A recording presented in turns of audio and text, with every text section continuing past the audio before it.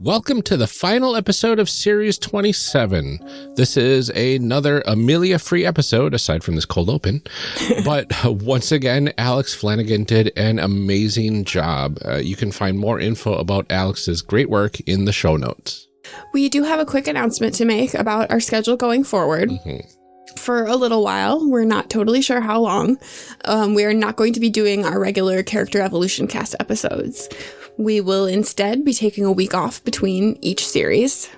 Many of you are aware of my delicate mental health situation. Most of the time I do my best to not have it affect the show and the work that we do here, but my issues have been particularly bad lately, and it's left me feeling really drained, both physically and creatively. Because of that, we have chosen to pause that part of our show until I'm feeling a little better and am more able to fully contribute. We are going to miss doing it. It's one of my favorite parts of the show. I'm really sad that we're putting it on hold, but I think it's the better choice for my health and well-being right now. It's not permanent. It's just a pause until I feel better. Please, soon, hopefully. I'm really struggling, y'all. Yeah, we are all rooting for you. Thank you. Yeah, it's not a thing that we wanted to do or a choice that we made lightly, but I think for the longevity of the show, it's better to take a break from that and not burn out completely. Yes. And right now, that's just a thing that I need. And sometimes admitting where your shortcomings are is the best thing that you can do for yourself. So yeah, this is where I'm falling short right now. So. And I just want to add that it not only you, I mean, it was also me feeling a little bit of the burnout as well, especially with all the stuff that's going on in the world right now. And yeah, life is just a lot right now. Like, even if you're really doing great, life is just a lot right now. Like, take a minute, everyone, give yourself some credit. We are living in interesting times, and it's exhausting, and it's okay to be exhausted, and it's okay to be burnt out and to just not be able to do all of it right now. Yeah. And what's going to be nice about these little breaks is you'll have a little bit more time to catch up on the show. I know a lot of people aren't able to have their commutes now for a while, and so they have less podcast listening time. So if you are spending your time, if it's less than normal, if you're spending that time listening to our show, we thank you immensely for sticking with us during all of this. Absolutely. And honestly, you're welcome for the break. You know, we don't want to overwhelm you with our good content is really what this is about. I lied. It's not about me. It's just, we don't want to overwhelm you, the listener. We're going to give you a break. Yep. There we go. Yep. We'll fix that in the post edit somehow and make it sound like that was our case the entire time. Yeah, absolutely. Or not. Or not. Either way.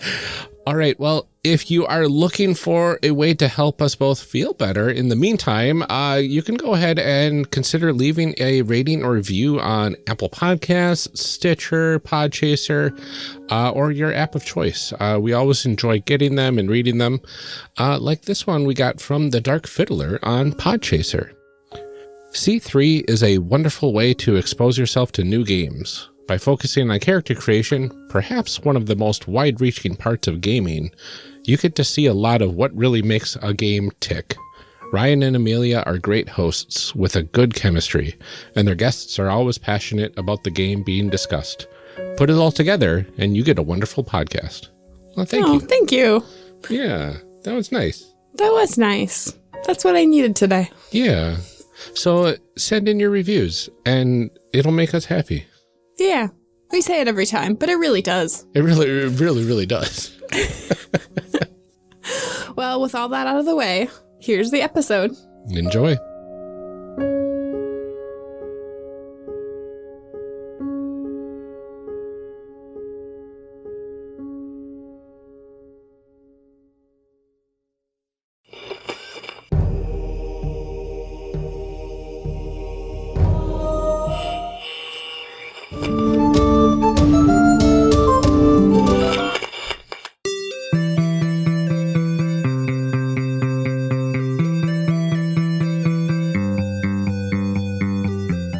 Welcome back to our discussion episode. Last time we created characters and a village for Flatland Games' Beyond the Wall.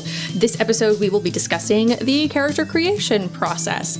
We are so excited to welcome back Adam Steward. Thank you, Adam. Do you want to go ahead and reintroduce yourself again for everyone at home and tell us a little bit about the character that you made in our last episode? Sure. So I am Ryan's longtime friend and current role-playing game master in one of our groups together and whatnot. So you're your own person too. That's Adam. right. My identity is linked to Ryan in every way. And so my character, I had created Thil. He is the what was my playbook? The self-taught mage.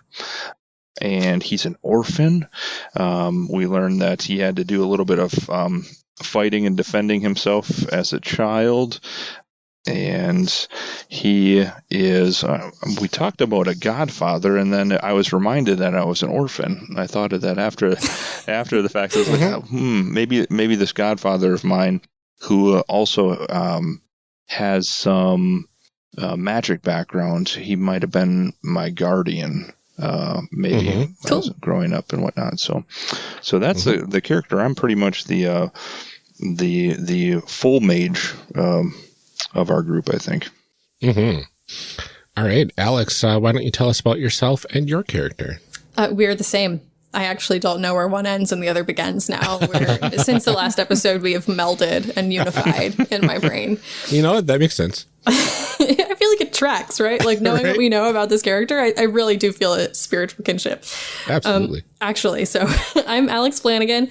You can find me on Twitter at Coffee Detective, COFF33 Detective. More interestingly, you can find me on a couple of different podcasts. I am the co-host of the Cryptid Keeper podcast, where we talk about various folklore and mythology and critters that go bump in the night. And then I am also the keeper for a Horror Borealis, which is a actual play Monster of the Week campaign right here on the One Shot Network. My character, however, even more interestingly than me, is a rogue mage for our group. So that's like a hybridized class, or classification, I guess. The actual class is Trickster Fox. And they are a literal fox who was raised by literal foxes before being raised by literal bears before coming to a human village. Their name is Bettany Fiddlefern Crushpaw, and I love them with my whole heart.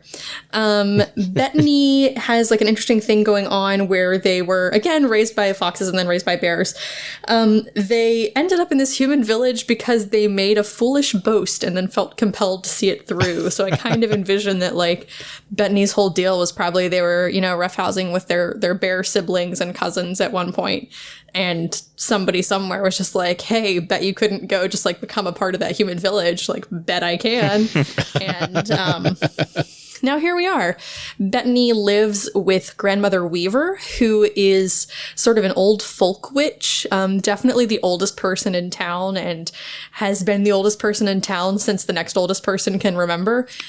And I hang out in her yarn basket. I curl up and nap on her old yarns and tapestries and things, and she teaches me spells and lets me help with collecting potion artifacts. So that's kind of my deal. I love Bettany. Thank you, I do too. I'm enormously fond of Bettany. Absolutely. And Ryan, can you tell us about your character? Absolutely. So I made Elise, she, her pronouns. Elise is the heir to a legend playbook, which is as grandiose as it sounds. Her father, a quote-unquote simple innkeeper, actually boasts about various tales of adventure from his youth, and conveniently forgets to leave out that these adventures were not only real, but also with Elisa's mother and his current wife, as well as the local blacksmith in town. And who knows who else? Possibly that godfather, I'm thinking. Possibly, or the wizard that visited the godfather or guardian. So there's a lot of history of adventure in this village, and Elise basically inherited this great sword that her father used on her adventures.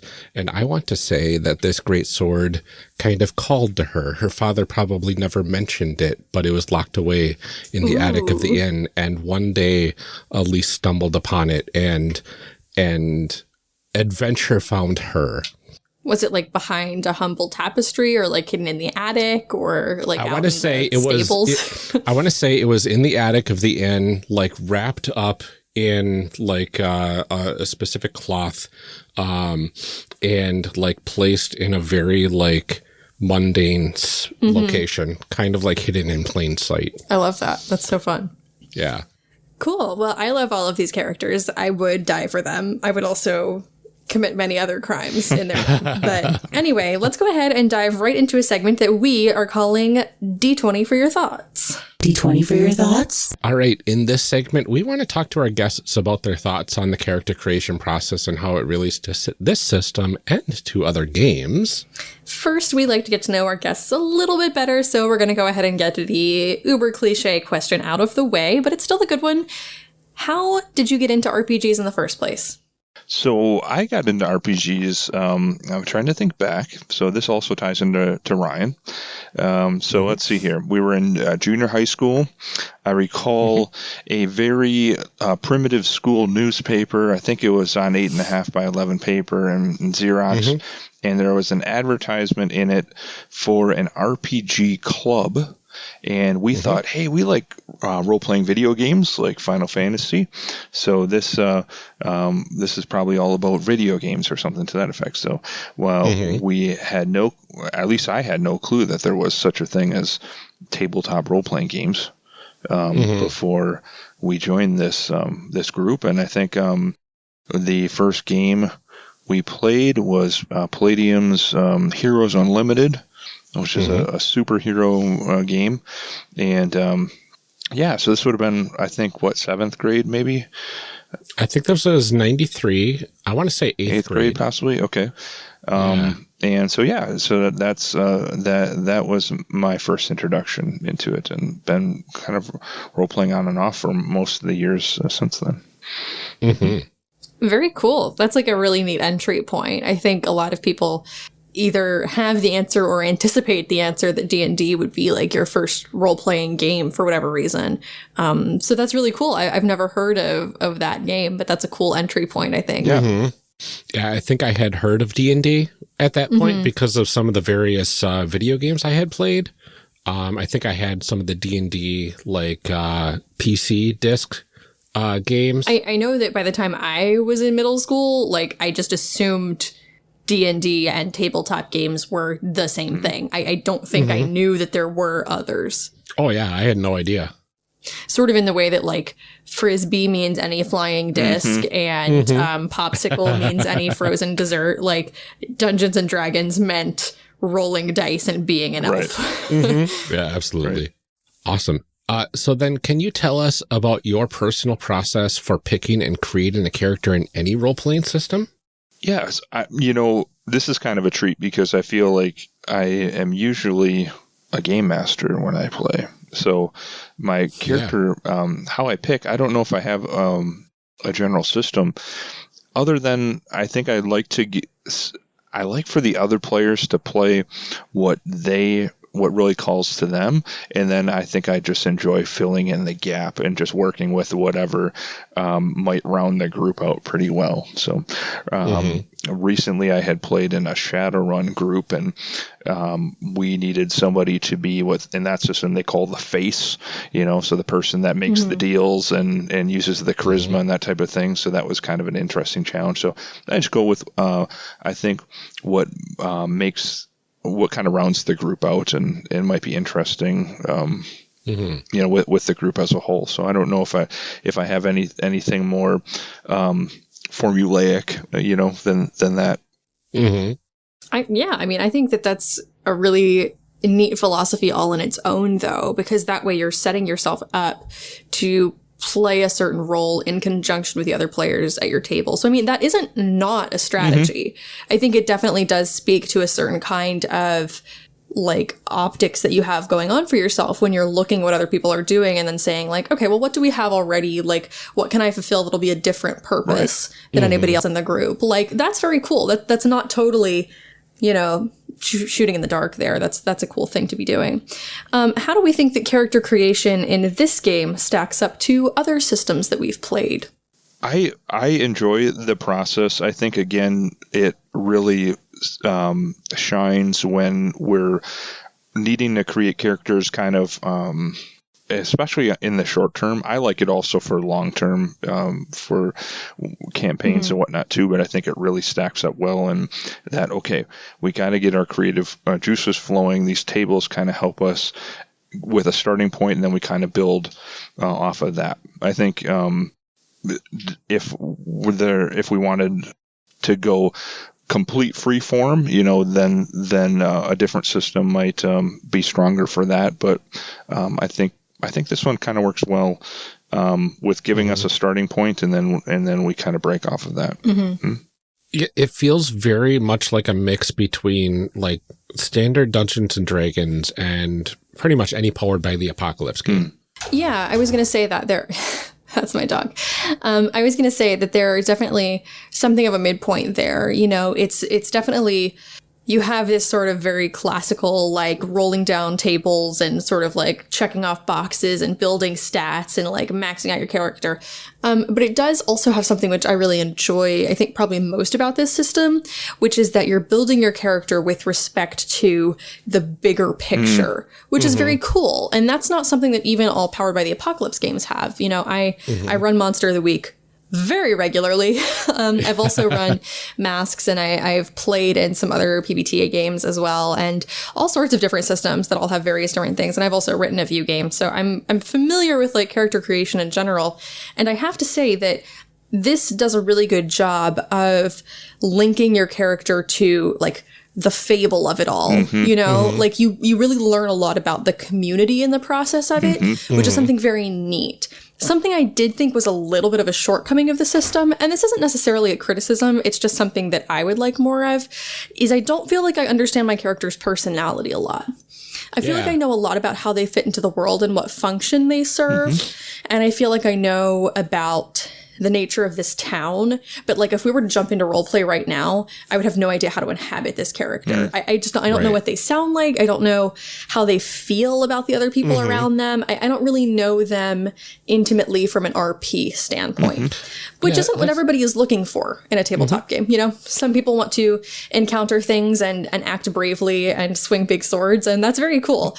I am primarily a performer who turned into a game player. And so I like to tell that story. I like to know like the inside of my character's head a little bit more. And so I kind of wish that we had more questions that dealt with the relationship between us. You know, the character creation list told us like 3 times, it's like, you guys are best friends, but answer a different question. So we still haven't talked at all at this point about our relationships to each other. Like that hasn't come up. And we could ostensibly start playing the game right now and we still wouldn't know. Yeah, absolutely. That's a very good point. Like it gives you little nuggets of personality here and there, but you kind of have to extract that personality from those nuggets. It's kind of like getting a raw ore and trying to process that into like an ingot. It's not going to be, you can't just take that ore and plop it into a thing. You have to process it and do things to it. Right. To get that Which good can be stuff totally out. fine. But I feel like if you had characters you were bringing to the table who weren't inherently comfortable yet being like confident role players or improvisers, I do think they would struggle with that aspect of it a little bit because the game doesn't really hold your hand there. Yeah. Yeah, that's an interesting observation for that.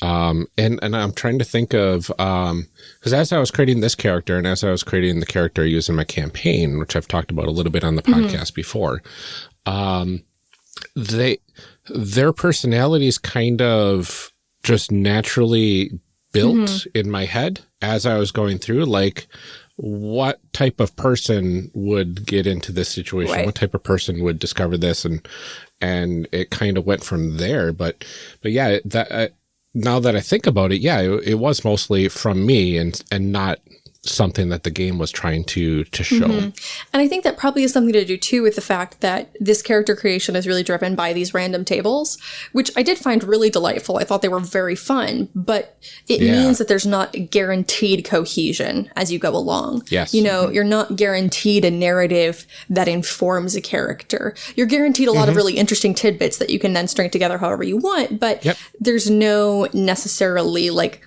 you're not promised that it will go somewhere that makes sense right away. It's not immediately apparent, I guess.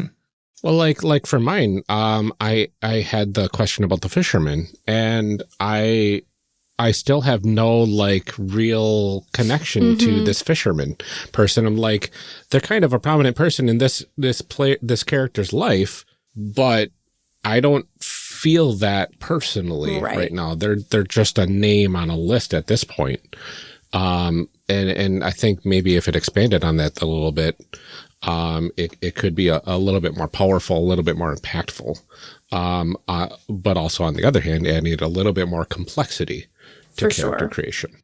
So finding that balance is key. And I mean, really interesting if the developers of this game listened to this episode and let us know their thought processes on that.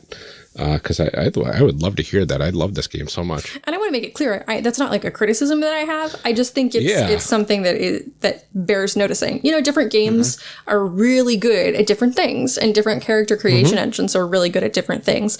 This game has a lot of really cool strengths that I love, that I definitely will like lock away in my head for the next time I'm writing something and probably steal. But that's just something that was fascinating to me. Absolutely. So how does the process of character creation in this game set a player's expectations for actually playing the game? That's a good question. I mean, I think with a lot of there's some assumptions, and one of the things that kind of came up was when we were talking about this, when we were talking about the witch, for instance. There's some things that after playing the game and then going through some of the material, I kind of figured out after the fact, and maybe that's maybe one thing that could be a little bit stronger is that there's certain things that are kind of taken for granted with the game that the average player, like for me, when I thought the village witch, like what is she, you know, is she persecuted or what is this, what is this witch? And then you kind of start to piece together with some of the material. The witch is just kind of like a person in the village who's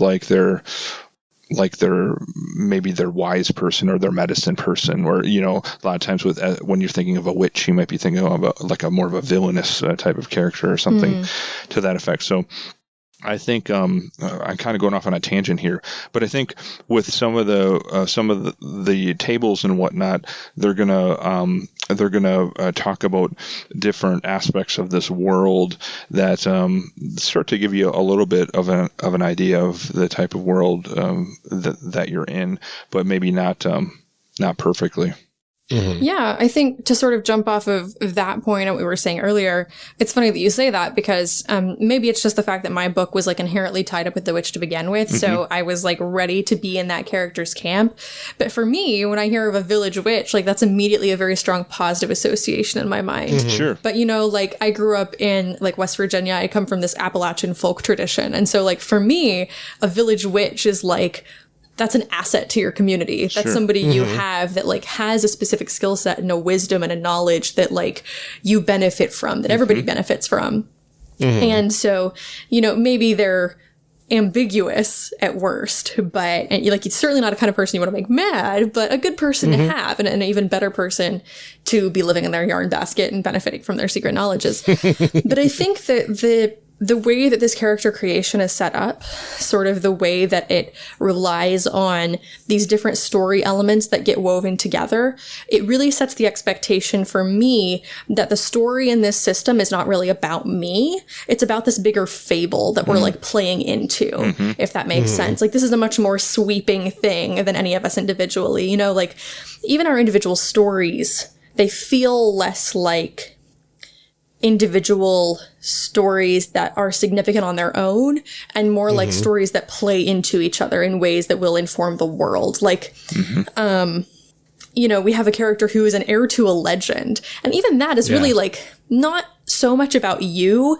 in the same way that like a legacy playbook and masks would be. It's really more about the way that you inform us of something about this world as a whole. Like, well, what's the legend? What's the legend that you're inheriting? You know, who is that coming from? How are you going to live up to that? Like, but more importantly, who are you doing it with and what great deeds are you going to accomplish? Like, you start to build out your own little fellowship here, and you're sort of pulling from all these fantasy tropes in these ways that are much larger than life. And it feels a little bit less intimate and a little bit more like sweeping and grand. And I think that's kind of cool, but that definitely paints a very different picture to me than some other character creation engines have. Yeah, absolutely. So we did talk about this a little bit, or at least I did. So I know I don't want to talk over everybody else. I'm going to kind of like step back on this one. But what do you all think is one of the biggest flaws of character creation in this system? For me, and I enjoy it a lot. I think depending on the player, they might feel when they're rolling, especially when they're rolling on the table, sometimes there's some very specific things that come up. And I think some people might find that somewhat constraining, that they have to kind of fit the results of this table into their concept of the character, when they might prefer a little bit more flexibility. For me, I kind of like having that solid point and then kind of building off of that. But I could definitely see that not being something that maybe everybody would find to be, a strength of the system. Yeah, and I think I wanted to say that this character creation system is deceptively simple. Where if you approach it at like, here's the playbook and here's the questions and whatever, it's pretty easy to create characters, but you can get super in depth. And I'm not saying that this is actually a super flaw or anything like that of the system, but you can build pretty much any archetype you can think of by creating a bunch of different things and putting them together. And it's interesting that there's not like this, you could be a fighter, or you could be like a Mask's Legacy, or you could be this. You've got these like kind of archetypes, but these archetypes are basically just a bunch of puzzle pieces thrown together into these different archetypes. And if you just change a few pieces here and there, now it's a different archetype. So I think like if the more characters that you make, the more similarities you'll be kind of finding. For sure. I think that's probably like one of the biggest flaws I can think of. Yeah. I think the best way to counter it is just to try to pull together all those different playbooks. But I could definitely see if you had, say, you're just using those 6 base playbooks, you would start to see the outer edges of what you could make pretty fast, I would say. Absolutely. Yeah. I could also see it being a bit of an issue where like just the sheer number of factors that these random tables start to bring in, if you happen to have a game where everybody rolled in ways that didn't really complement each other, you could end up with a world that had a lot of factors that didn't really conjoin together in a meaningful way. And that could make it really difficult for a GM to give something satisfying to everybody.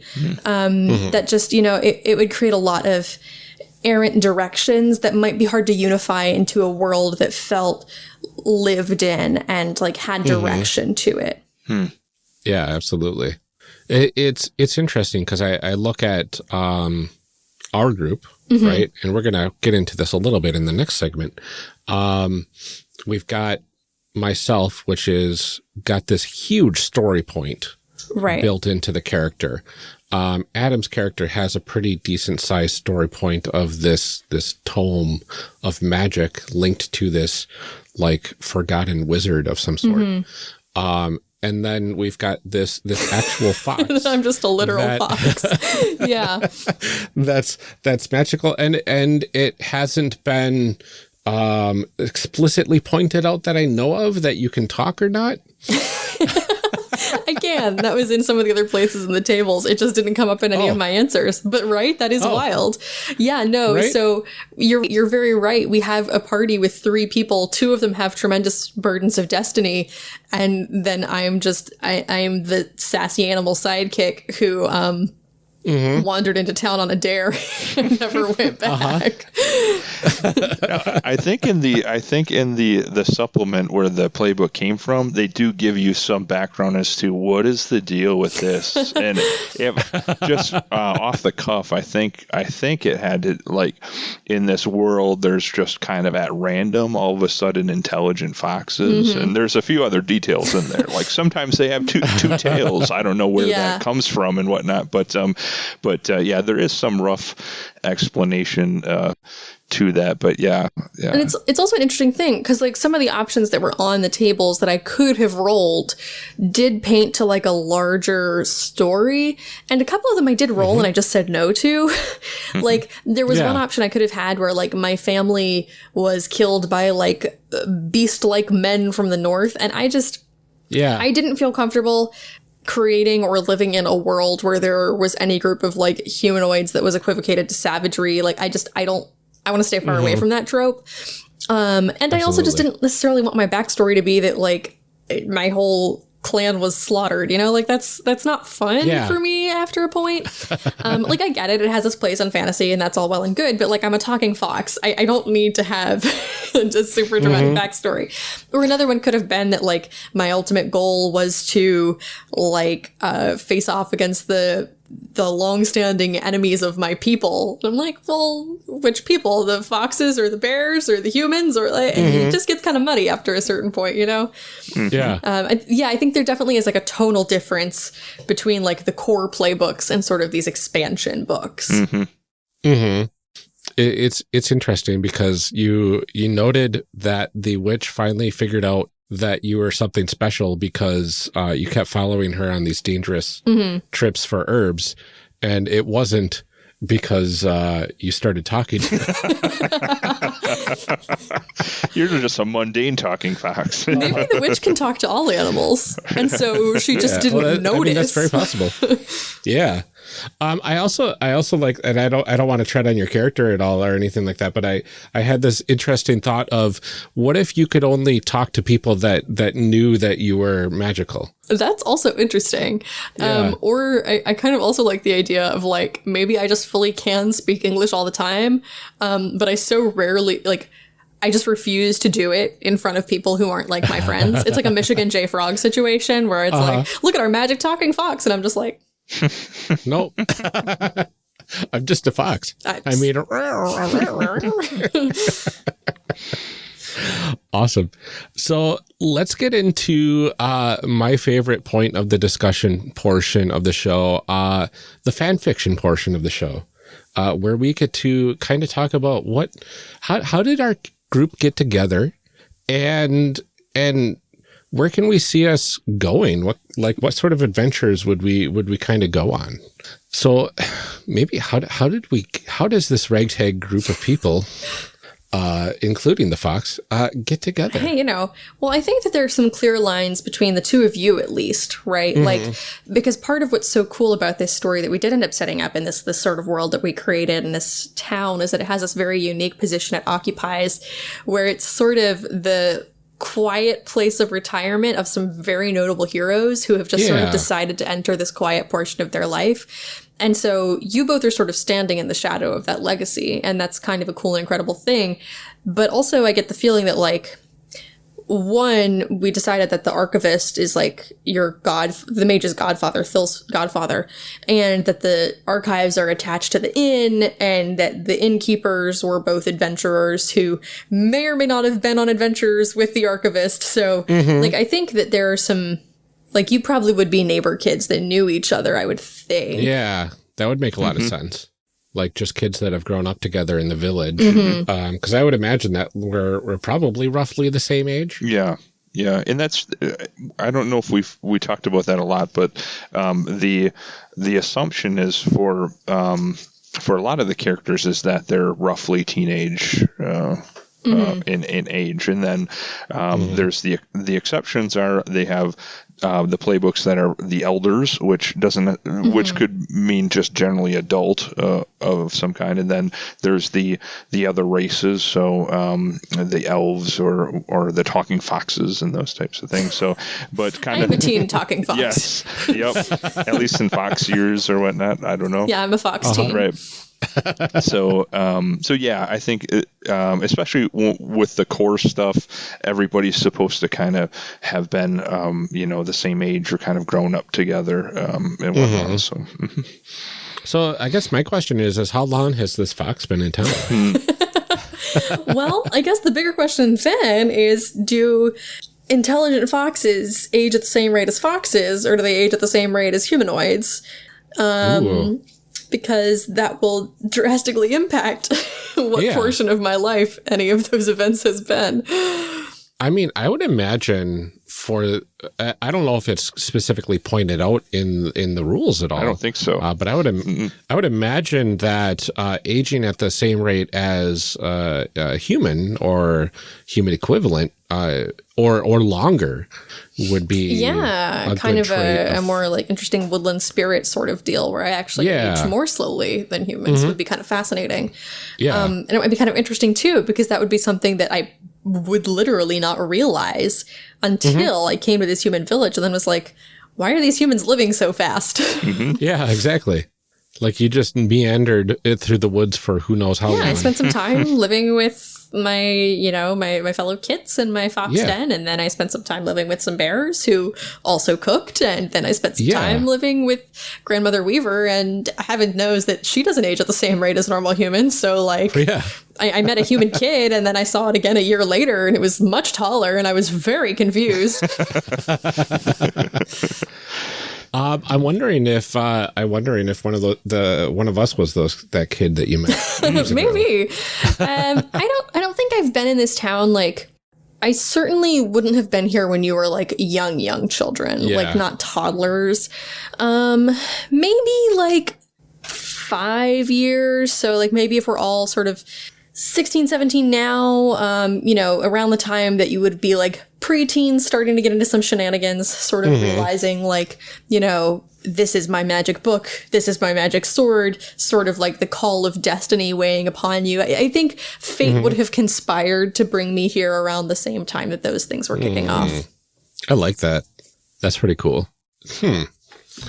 So we've got childhood friends. We've got a fox that showed up around the same time as all this other stuff started happening. That kind of pushed us into this direction of destiny, I guess you could say. And I want to say, like, foxes in the village is not really a thing that is seen too much. Right. And maybe it's getting a little bit more prominent ever since that special place in the gate has been secretly found, and maybe you're leading some old friends into the village every now and then, or some old friends are coming to see you. Who knows? But I would imagine that just out of pure curiosity, we'd probably be like kind of gravitated towards this magical sort of fox. Especially, I think Elise would be really fascinated based upon tales from her father. Yeah, for sure. Be like, foxes aren't supposed to be around here, but my dad talked about this magical talking fox. I wonder. I've never seen this fox talk, but it's been here for a couple of years, maybe. And then maybe a friendship sparked up by that.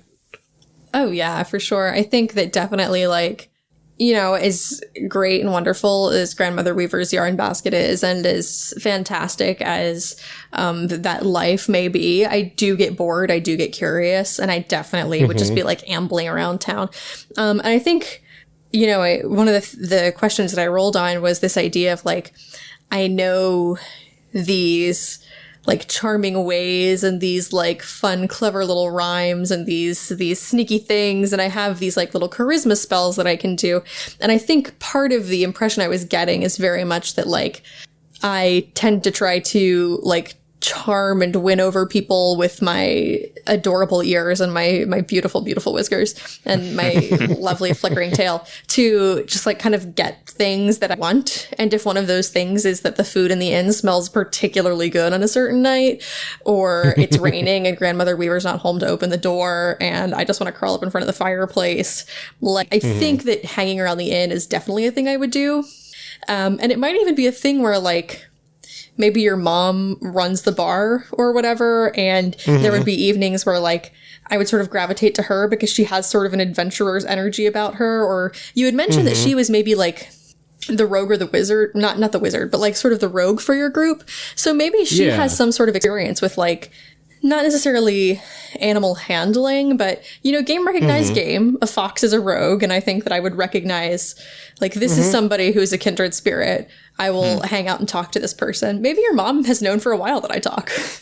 Oh, yeah, that's very possible. And probably just hasn't said anything because, you know, trying to keep her daughter safe from the grandiose time of adventure. But, you know, ever since that sword came out of the attic, why stop it when it's staring us right in the face? I think maybe even like maybe your mom has the gift of fox speech. Ooh. And so the first few times that like we spoke, we actually just spoke in fox. So like, you know, she would see me hanging around and she would be like, oh, hey, you know, little fox, what's going on? And I'd be like, oh, cool, you speak fox, so I'm not going to use English. Like, why would I do that? That's awesome. I like that. Yeah, that's very cool. So what sort of adventures are we going to go on? Like we've got this ancient city that is underwater where this tome came from. Maybe we want to get more of that. That seems like an endgame sort of scenario, though. Yeah. I wouldn't want to delve in a underwater dungeon at level 1.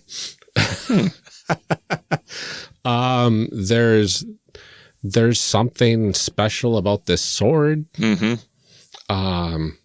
know, we also have a link to like woodland animals and we also have there was mention of something about this town educating like watchmen or guards in like a particularly notable fashion. So it might be either that like some of the youth of this city are called up to help elsewhere, or that something happens to a group of students on their way to our village and we are sort of like, well, heck, you know, we want to get out of this small town. Like, let's go check that out. Yeah, I really like the stumbling into heroism trope where we're just kind of in the right place at the right time. Yeah. To help. And then we help. And then we're like, hey, this is kind of fun. Yeah. It might even be something as simple as like this new class of students like comes to our town and they finish their training and they're on their way back to whatever city. And like one of them has forgotten something or left something behind. And we're like, oh, shoot, we got to go like head out on the main road and catch up with them. This is an easy thing to do. Like just send these teens after. They can't be that far out. So we like pack food for a day and we head out. And of course, it's not a day. Of course, it ends up being like months and months and months because one thing turns into another thing. And one encounter with a group of forest bandits turns into unraveling a scheme to sabotage the watchmen of the great city and et cetera, et cetera, et cetera. I do like the thought that our village is kind of inherently tied to this big city and some of the big city like underworld plots kind of spilling into the village as well. Work their way here. Yeah, some intrigue. Yeah. I could see that. Yeah. There's a lot of fun ways that this group could go. Or it could be something where, you know, maybe not like this tome itself is not the first lead that we follow, but I know that Adam, you had said that like this city probably doesn't have, or our town rather, I'm not going to do it the displeasure of calling it a city, but doesn't have a lot of books. Sure. But that would naturally be a part of your education, and you're a self-taught mage, so you would need to advance your studies at some point. Maybe it was as simple as like, hey, do you guys want to come with me on like a 2-day trip to the big city? I talked to my mentor and they said that there are some books here which I should go check out, and like, you know, wrote to their friend over there who has these things waiting for me. So like, we're just going to go over to the big city, pick a couple of books, be right back. Yeah. And then the big city swallows us up into Very much right. so. I love the mundanity of that, where it's just like, we've never been to the big city. How hard can it be? Right. And then the grandioseness of this larger than life city just puts us in such a state of awe. Yeah. That we get swept up in whatever happens there. I also kind of like that too, because, you know, if something that we're grappling with, even in our own town, and maybe we don't grapple with it so much in our own town, maybe in our own town, it's nothing, where it's just like, oh yeah, you're the daughter of so-and-so. And oh yeah, like we know that the legends live in this town. It's no big deal. But to go to this big city and like to meet all these people and we're like, oh my gosh, big city. And the people in the big city are like, y'all are from that place, right? Like, you must be like on some wild chosen one business. Like, what is going on here? Right. We assume nobody had ever even heard of our village and whatnot.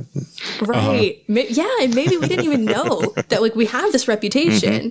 Yeah.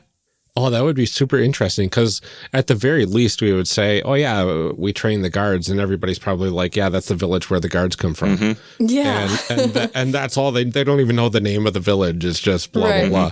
It's like, nope, there's something definitely more going on there, and a lot more people know about it than just us in the village. Right.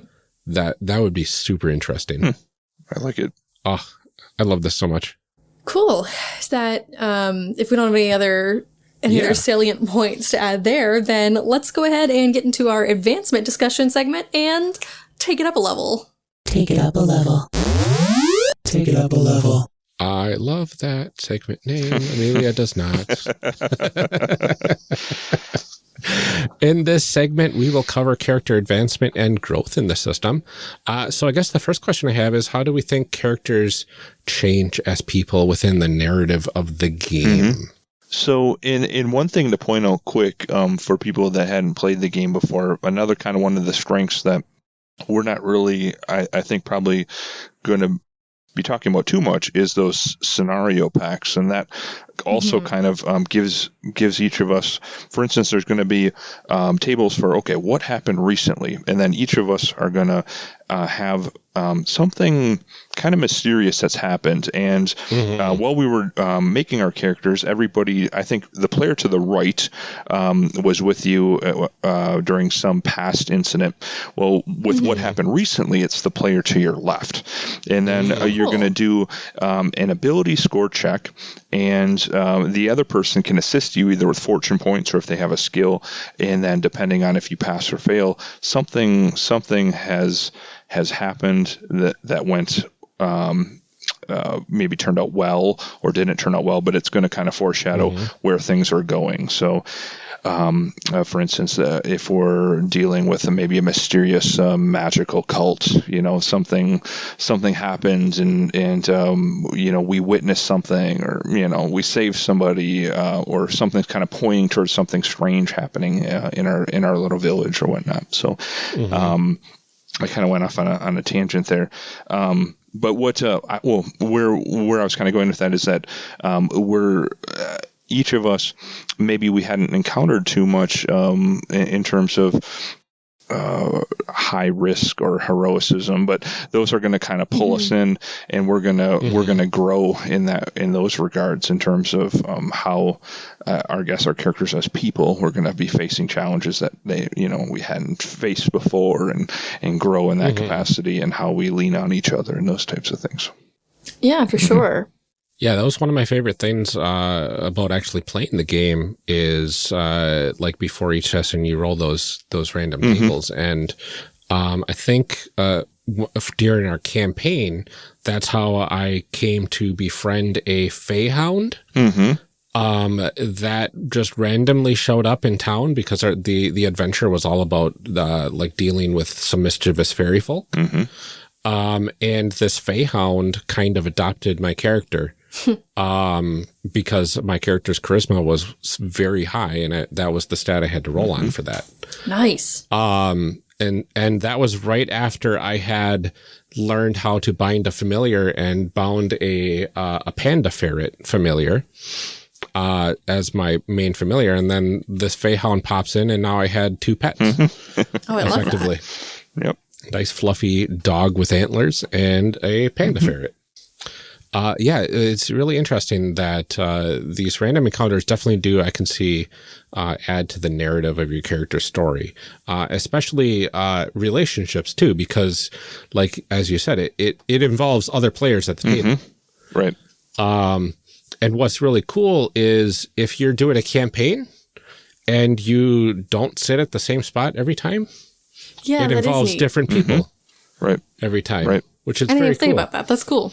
Yeah. So, like, literally the place that you sit in real life matters in this game, which is It's an cool. incentive to sit next to new people. Yeah. Exactly. Oh, that's sweet. Cool. So how does a character mechanically level up in this game, and how do they change mechanically when that happens? Like, what does that actual process look like? Yeah, so that's going to be kind of traditional. So, and usually you don't deal too much with the leveling up unless you're going into where you're running the multiple adventures or you're going into a campaign. But on the last page of the playbooks, it's going to give reference material, and one of them is your experience chart, and it tells you for your class how many experience points are needed to advance to the next class. And that's going to affect your base attack bonus, and then each of your 5 saving throw types, and then of course your hit points are going to go up. One thing that the game does a little bit different with initiative is you just get a flat initiative score. So we don't roll for initiative each time, but your initiative score is affected by your bonus. Your experience level goes into that formula and whatnot too. So, and then there's different options. Some of these are laid out in the further afield if you're doing a campaign, but you can also at different levels get additional skills, go up with ability score points, and then and whatnot. So in terms of how you actually get experience, there's different enemies are going to have different experience points assigned to them, but one of the things they point out in the book is not to focus on simply defeating an opponent in martial combat. For instance, if you find a way to strike a deal with the goblin to leave your village alone, that should be worth at least as many points as simply going up to him and just beating him up and whatnot too. Oh, cool. I really like that. Yeah, exactly. So there's a lot of it encourages you to approach it in a lot of different ways and whatnot. And then of course for heroic deeds or good role playing, there's going to be experience points associated with that too. So for the most part, it's a pretty traditional experience system. And I really like in the expanded further afields supplement, they added character traits as well, which are kind of like feats from D&D. But you can only have traits if you have a true name. So the true name is not like the name you were given at birth or anything like that. It's like this concept of like you inherit this true name of yourself, and then if somebody knows your true name, they have a little bit of power over you, either in a good way or a bad way. So you kind of have to keep it secret.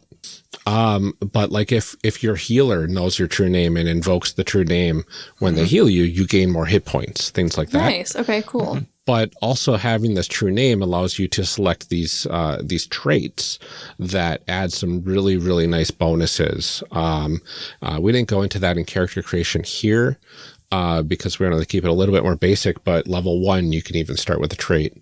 And then, I think there's 2 more levels, by default that you get more traits, like level 5 and something else.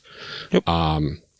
And I think it even points out in there, it's like, if you want to have more traits, if your whole group is fine with that, go ahead. Neat. It's really points to the malleability of the character advancement and generation in the system, where if you want to add some extra oomph to all your characters, feel free to do so, which I really like. Yeah, I do too. Just don't go overboard, I guess. Right, yeah. It'd be easy to go overboard. For Level 1, everybody starts with 10 It's a game about traits. like people in a fantastical universe inheriting giant swords that are attuned to their spirit and like fulfilling a grand destiny. Like go as overboard as you want. That's why you play a tabletop game. Absolutely. Right. Yep. Yeah, that's true. It was interesting in our campaign that Adam and I are playing in. We didn't start with true names. It was like after the second adventure, or maybe after the first. I can't remember. I think it was after the second adventure. We were kind of heralded as heroes of the village, and we gained true names through an elaborate ceremony afterwards. So we knew our true names, but nobody else did. So, like, just because I'm curious now, and you don't have to tell me your true name because I understand that would be giving me and the audience a lot of power over you. But what does a true name sound like? Like, what sort of convention does it fall into? I want to say it could be anything. Like my character's name is Elena Swan. And what was her true name? I think it was Arya something. It was something Arya Swan. Luna Arya Swan. Sure. Oh, okay. So it was kind of like Moonson. So they're not just like all warrior cat names where it's just like power, or like tiefling names where it's like, you know, a word that like encompasses you. It's pretty much anything. It can just actually be another name. Yeah. That is one thing that's kind of struck me about the system is sometimes, and this can be good for, allowing a lot of flexibility with the game masters and players. But when you look at, for instance, creatures, there is sometimes it's quite vague, or you don't get much of a description, or there's oftentimes references to the fae, the fairy folk, and there's not a lot of description about that. So sometimes I'm kind of digging around because in my mind, I'm thinking about Tinkerbell or something to that effect, and I'm looking at, ancient Celtic, fairy lore, and I'm getting a better sense. I could help you with that. Right. Yes, exactly. And so, yeah. So for me, I've it's forced me to kind of do a little bit more exploration because it doesn't necessarily hand it to you. But with the true names, it was kind of the same thing where I'm like, well, neat. It's somewhat kind of presumptive where it's like, well, okay, true names, and you're like, what is this all about, and why is this so important, and whatnot. So I think some of it comes from some of that, some actual kind of folklore and those types of things that it's maybe assumed that that like for me, I didn't know a lot of stuff, and so, kind of learning some of that as I go. So yeah, absolutely. All right, is that everything that we can think of for level advancement then? I think so. Awesome.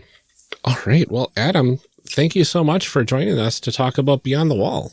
Yeah, thank you very much for having me. I appreciate it. I had a lot of fun with you guys. Absolutely. And you too, Alex. Thank you so much for filling in for Amelia. This was really fun. Yeah, thanks for having me on. It was great. It was a really fun system to explore, and I'm glad that I got the chance to do it.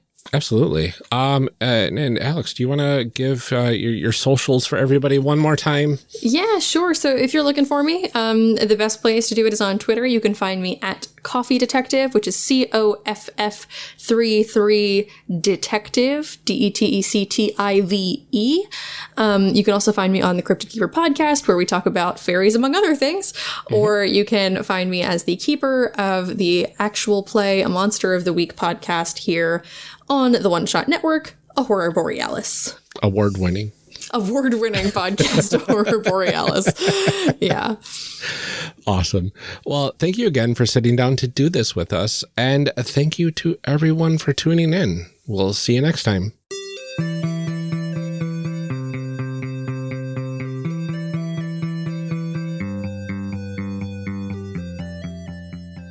Character Creation Cast is a production of the One Shot Podcast Network and can be found online at www.charactercreationcast.com. Head to the website to get more information on our hosts, this show, and even our press kit. Character Creation Cast can also be found on Twitter at CreationCast or on our Discord server at discord.charactercreationcast.com. I'm one of your hosts, Ryan Bolter, and I can be found on Twitter at Lord Neptune or online at lordneptune.com. Our other host, Amelia Antrim, can be found on Twitter at Ginger Reckoning. Music for this episode is used with a Creative Commons license or with permission from the podcast they originated from. Further information can be found within the show notes. Our main theme music is Hero Remix by Steve Combs and is used with a Creative Commons license. This podcast is owned by us under Creative Commons. This episode was edited by Ryan Bolter. Further information for the game systems used and today's guests can be found in the show notes. If you'd like to leave us a rating or review, we have links to various review platforms out there, including Apple Podcasts, in our show notes.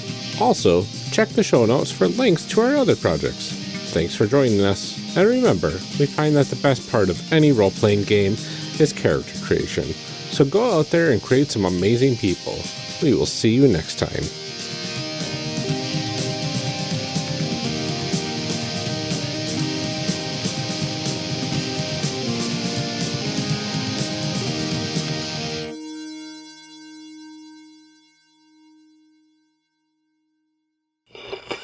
Now we gotta read some show blurbs. Show blurbs. Show blurbs. Show blurbs. Show blurbs. Character Creation Cast is hosted by the One Shot Podcast Network. If you enjoyed our show, visit oneshotpodcast.com, where you'll find other great shows like System Mastery. System Mastery is a delightful stroll through the history of role-playing games. Except the games are terrible, and the hosts are real jerks about everything. Join hosts Jeff and John as they explore the weirdest games ever made to talk about what worked, what went wrong, and which Silverhawk was the best. It was hot, Wayne. Don't even add us. Find their shows at systemmasterypodcast.com or oneshotpodcast.com. Finally. Thank you again for sitting down to do this. I can talk.